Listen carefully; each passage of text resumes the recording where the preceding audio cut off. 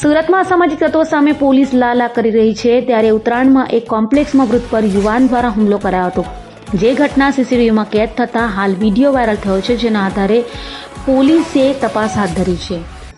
સુરતમાં માથાભારે ઈસમો હવે તો વૃદ્ધોની પણ ઇજ્જત ન કરી હુમલો કરતા હોવાનો બનાવ સામે આવ્યો છે। વાત એમ છે કે સુરતના ઉત્તરાયણ ખાતે આવેલ રોયલ સ્ક્વેરમાં એક અસામાજિક યુવાને વૃદ્ધ પર હુમલો કર્યો હતો।